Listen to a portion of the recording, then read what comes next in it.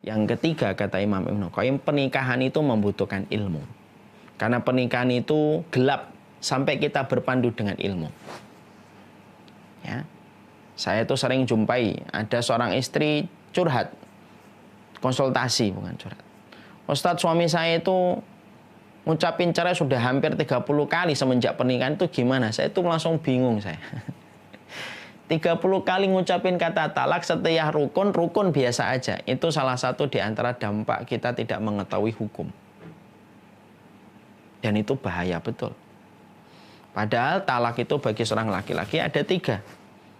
1, selesai dengan iddah, kemudian kita rujuk. 2 selesai, hati-hati. 3 selesai, sampai masa iddah selesai pernikahan itu. Tidak bisa lagi orang mengatakan saya cuma bercanda. Tidak bisa bercanda dalam pernikahan. Tapi tidaklah itu terjadi kecuali karena akibat sebuah pernikahan yang gelap yang tidak dipandu dengan ilmu. Makanya membutuhkan bahwasanya pernikahan itu butuh dengan ilmu.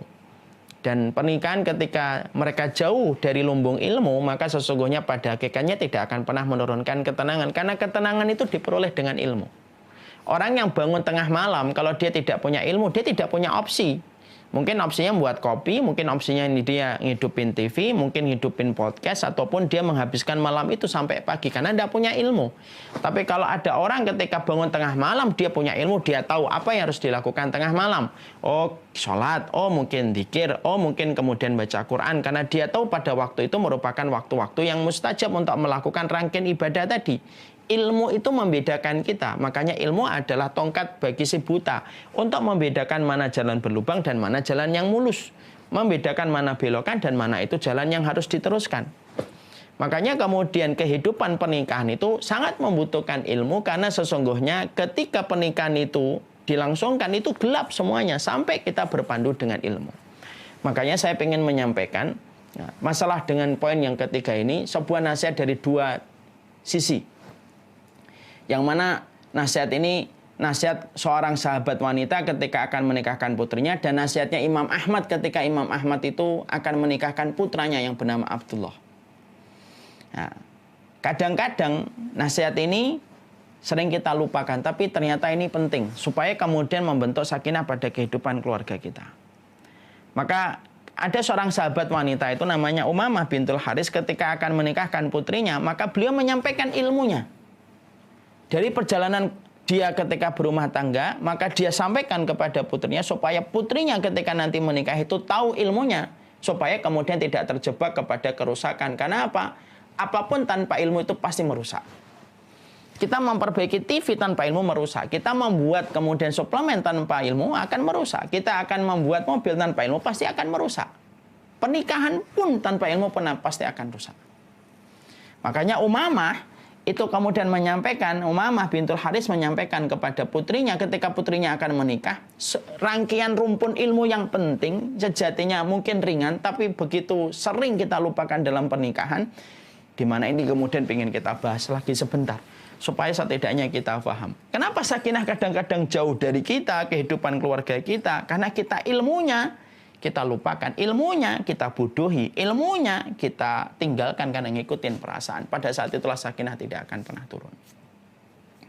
Maka ketika Umamah bintul Haris, nah ini bagi para distributor ummahat dan para wanita, ada nasihat yang disampaikan oleh Umamah bintul Haris kepada putrinya ketika putrinya akan menikah. Yang pertama, nak, nanti ketika kamu menikah, temanilah suamimu dengan qanaah. Yang pertama, qanaah, karena qanaah itu akan membuat lapang hatimu. Makanya para wanita ketika menikah pertama kali itu apa? Kalau engkau telah terima seorang laki-laki, bukan hanya kau terima bagaimana kelebihannya ketika masalah finansial, tapi kamu terima kekurangannya di dalam masalah finansial. Dengarlah dan taatlah kepada perintahnya. Itu yang pertama. Dan yang kedua, ya, makanya jihadnya seorang wanita itu bukan di Palestina, bukan di Suriah. Jihadnya seorang wanita itu adalah ketika dia itu qanaah dan taat kepada perintah suaminya. Dan maaf, musuh terbesarnya perempuan itu, kata para ulama, masyairuha. Musuh paling besar perempuan setelah syaitan ketika berumah tangga itu perasaannya.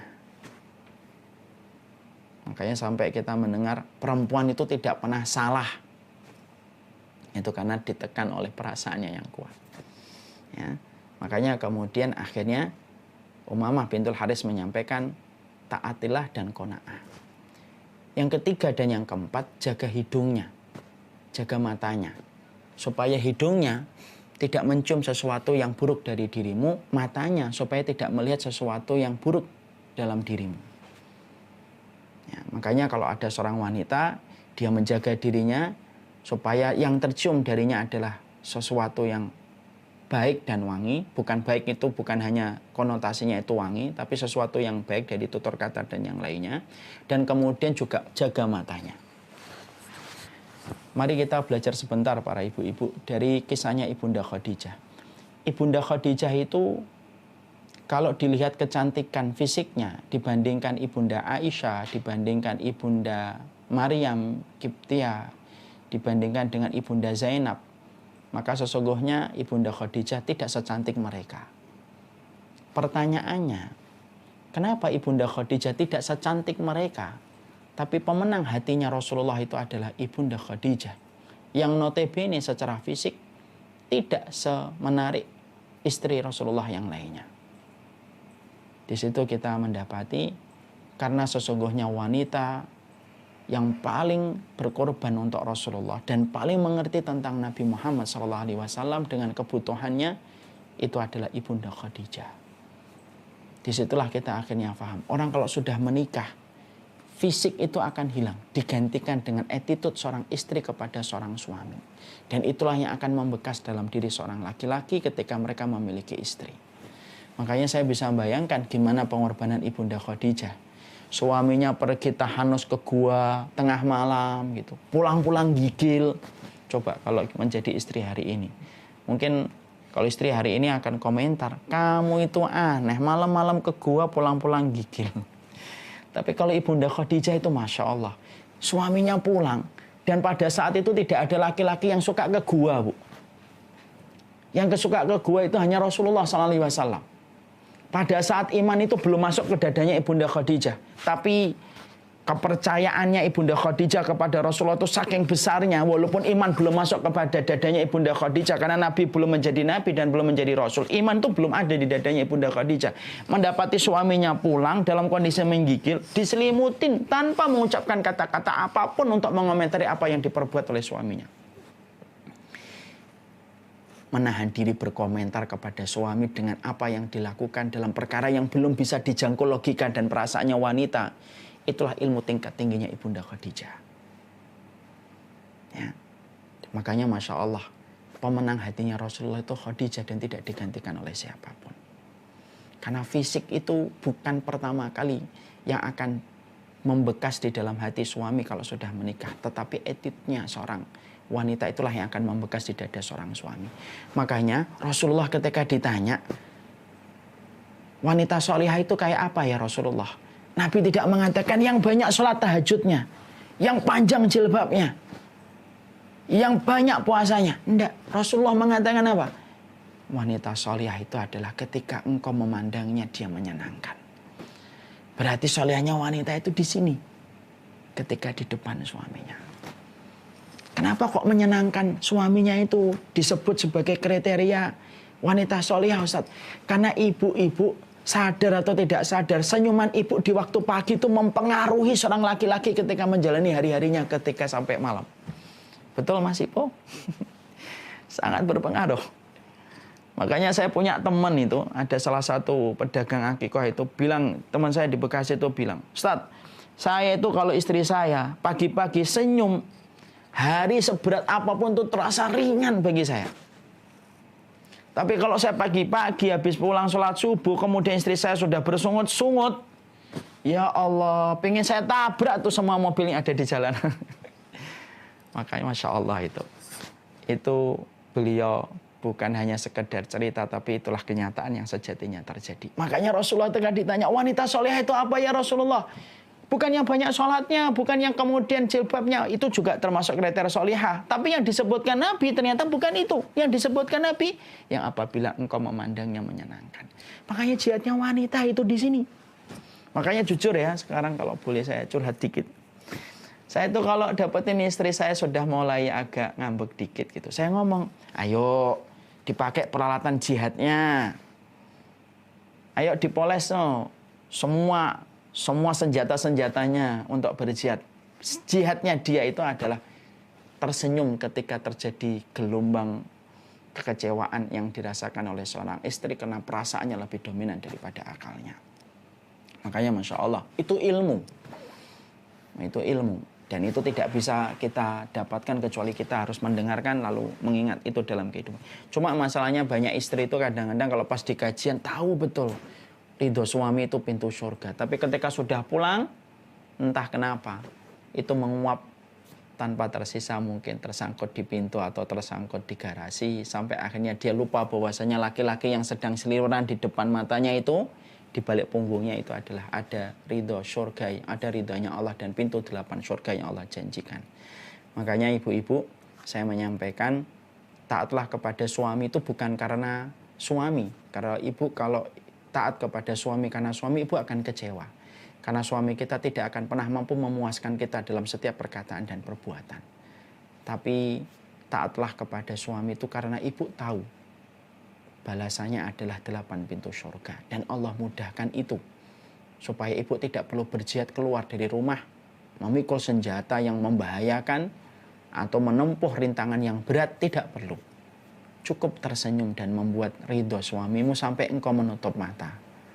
Maka itulah 8 pintu surga yang akan menanti.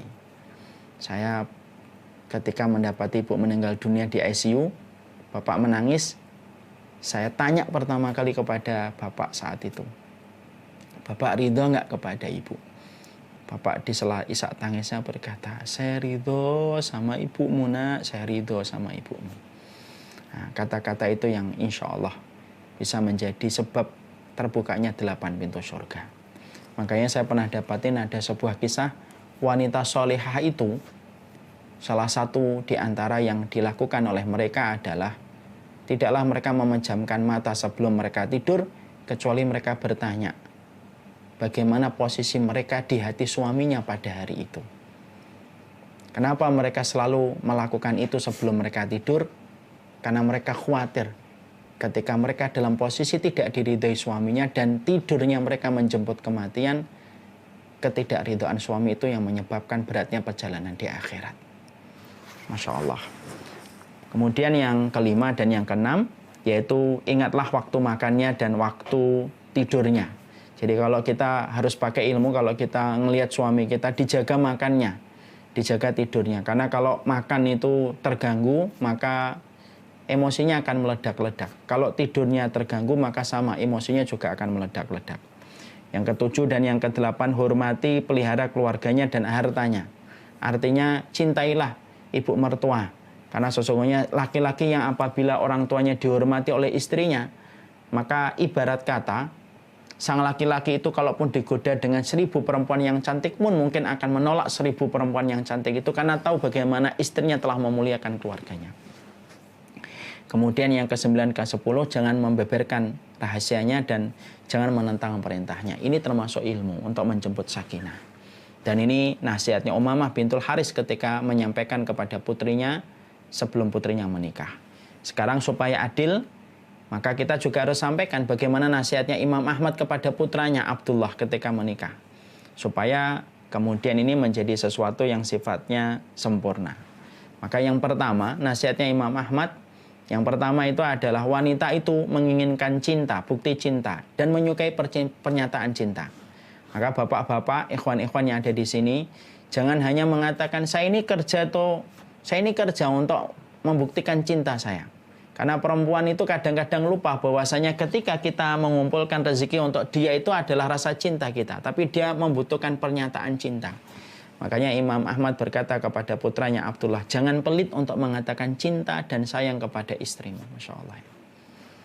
Makanya perempuan itu lemah di telinga, Pak. Kalau laki-laki itu kan lemah di mata. Makanya ketika perempuan itu lemah di telinga, betul kata Imam Ahmad, walaupun beliau bukan psikolog, tapi ulama itu memiliki satu pandangan yang tidak dimiliki oleh orang yang tidak punya ilmu. Beliau berkata, perempuan itu suka diberikan pernyataan cinta. Makanya dia berkata sama Abdullah, kalau kamu nanti nikah Abdullah, sering-sering muji istrimu, sering-sering menyebutkan cinta kepada istrimu. Makanya sampai-sampai sunnah menyampaikan kepada kita, boleh bohong kepada istri. Kenapa? Salah satunya untuk menyenangkan istrinya. Tapi maaf ya, jangan disalahgunakan hadis tersebut kecuali pada tempat yang tepat. Bohong dalam kondisi kebaikan. Kemudian yang ketiga, sesungguhnya wanita itu membenci laki-laki yang terlalu keras, tapi suka memanfaatkan laki-laki yang terlalu lembut. Berlakulah antara kelembutan dan ketegasan. Kalau kamu terlalu lembut, maka kamu nanti diinjek-injek dan dijajah. Kan banyak kan sekarang yang suami yang dijajah, kemerdekaannya telah hilang di atas muka bumi setelah dia menikah karena dia dijajah oleh istrinya. Maka kata Imam Ahmad, jangan terlalu keras. Karena wanita tidak ada yang suka terlalu keras laki-lakinya. Tapi jangan terlalu lembut, karena kamu akan dijajah. Karena perempuan tahu kalau laki-laki sudah terlalu lembek, maka dia akan naik posisinya dan dia akan menjajah suaminya. Sampai kita kenal sebuah istilah, suami takut istri. Nah, itu merupakan salah satu fitnah akhir zaman. Makanya dalam salah satu hadis yang sahih saya pernah mendengar, salah satu di antara akhir zaman tidak akan tegak hari kiamat sampai kita mendapati suami taat kepada istrinya tidak sebagaimana sebaliknya, kata Rasulullah. Makanya salah satu doa yang diajarkan Rasulullah kepada kita itu apa? Yaitu berlindung diri kepada istri yang membuat kita beruban sebelum waktunya. Nah, silahkan kalau ada yang beruban itu dilihat itu. Apakah ubannya karena memang umur atau memang ubannya itu disebabkan karena pasangannya. Ya, makanya ada dalam satu doa itu, wa a'udzubika min zaujin tusyayyibuni qablal masyib. Ya Allah, aku berlindung dari pasanganku yang membuatku beruban sebelum masanya. Tapi maaf ya, kalau ada yang beruban di antara agen-agen yang ada di sini, jangan langsung divonis. Ini pasti banyak pikiran tentang istrinya atau suaminya. Nah, itu tempatkan ilmu pada tempatnya, bukan tempatkan ilmu sebagai bahan bulian. Kemudian yang keempat, wanita itu menyukai apa yang disukai laki-laki dari seorang wanita. Kalau kita suka wanita itu harum, ya kita berlaku harum. Kalau kemudian wanita itu suka bahwasanya wanita itu rapi, ya kita harus rapi. Kadang-kadang kita suka istri kita rapi, istri kita wangi, tapi justru kita juga tidak rapi dan juga tidak wangi. Itu kata Imam Ahmad. Yang kelima, kata Imam Ahmad, ini menjadi ilmu supaya ketika kita tahu ilmunya kita menjemput sakinah itu. Kata Imam Ahmad, rumah itu bagi seorang wanita, wahai anakku Abdullah, itu adalah istananya, jangan diganggu. Biarkan istrimu yang menghiasi rumahnya. Kalau kamu sampai mengganggu dia ketika menghiasi rumahnya, berarti kamu membangunkan singa yang bangun dari tidurnya. Jadi nanti kalau ada agen dan distributor, kemudian nyewa, ngontrak rumah, kata Imam Ahmad kepada Abdullah, biarkan dia yang mengelola rumah itu. Makanya saya pernah melihat ada satu rumah itu warnanya pink. Bukan saya mengatakan ini ya, rumah itu pink. Terus kemudian karena saya sudah dekat sama ikhwannya, saya tanya sama beliau, akhi, antum warna favoritnya apa? Biru, Ustaz. Oh ya udah. Nah, ini berarti melaksanakan apa yang disampaikan oleh Imam Ahmad. Rumahnya pink semuanya, padahal dia sukanya itu warna biru. Nah, itu salah satu di antara nasihatnya Imam Ahmad. Makanya kadang-kadang ada seorang laki-laki mikir, kenapa pernik ini ditaruh di tembok, kenapa ini di sini? Biarkan, karena memang puncak di antara keinginan perempuan itu punya rumah. Makanya Asia binti Muzahim, istrinya Fir'aun, ketika meminta kepada Allah itu apa? Mintanya rumah. Rumah itu istana dia. Laki-laki banyak di luar, yang paling banyak di rumah itu istri kita. Jangan kita yang sering di luar, urusan rumah kita yang atur sesuai kemampuan, sesuai kemauan kita. Salah. Makanya Imam Ahmad berkata, wahai Abdullah, nanti kalau kamu nikah, rumahmu itu adalah istana dan singgasana untuk istrimu. Silahkan dia yang ngatur. Kamu nurutin aja. Maka itu kemudian kamu akan menjemput ketenangan. Ya. Kemudian yang keenam, kata Imam Ahmad kepada putranya, yaitu adalah seorang wanita itu pengen dekat sama suaminya tapi tak pengen kehilangan keluarga. Artinya berikan waktu istri kita untuk bersama dengan keluarganya. Kemudian kata Imam Ahmad, wahai Abdullah, wanita itu diciptakan dari tulang rusuk. Fa innal marata khuliqat min dilain. Fa inna a'waja syai'in a'laha. Sesungguhnya wanita itu diciptakan dari tulang rusuk, dari yang paling bengkok itu paling atasnya. Tapi disitulah kamu harus bersabar. Makanya sabar kepada istri itu 2 kali sabarnya kita kepada teman. Kalau teman sabarnya, karena kita tidak ngasih makan, kita nggak ngasih nafkah, kita tidak mempertanggungjawabkan atas apa yang dia perbuat, sabarnya 1. Tapi kalau sabar sama istri itu 2. Kenapa sabarnya kepada istri itu 2? Karena kamu yang ngasih nafkah, kamu yang menjaga dia, kamu yang nyukupin sandang, papan, dan pangannya. Tapi di saat itu kamu harus bersabar. Dan itu sabarnya 2, dinilai pahala besar oleh Allah Subhanahu wa Ta'ala. Makanya perempuan itu diciptakan dari tulang rusuk. Ada kata-kata indah Imam Ahmad. Walaupun wanita itu diciptakan dari tulang rusuk yang bengkok, tapi itu indah. Korden itu kalau tanpa lekukan, nggak akan indah. Coba kalau korden itu lurus, maka kaku dia. Tapi korden itu kalau mahal, lekukannya itu banyak. Maka perempuan itu layaknya korden, dibuat oleh Allah dengan lekukan itu supaya tampak indah. Kemudian yang ke-8, sesungguhnya wanita itu, kata Imam Ahmad kepada istrinya, wanita itu suka melupakan kebaikan seorang suami. Makanya kalau kamu dapetin dia lagi kecewa, dia ngomong kamu itu nggak pernah jadi suami yang baik, sabar. Karena apa? Kalau kamu berbuat baik, maka dia paling cepat memorinya lupa dengan kebaikan seorang suami. Makanya kadang-kadang ada seorang suami lupa nutup pintu sekali. Apa perkataan seorang istri? Kalau buka pintu nggak pernah nutup sama sekali. Padahal lupanya baru sekali. Tidak lupanya 200 kali. Tapi yang diingat 1 kali. Makanya ada sebuah meme yang sering saya baca di sebuah tulisan.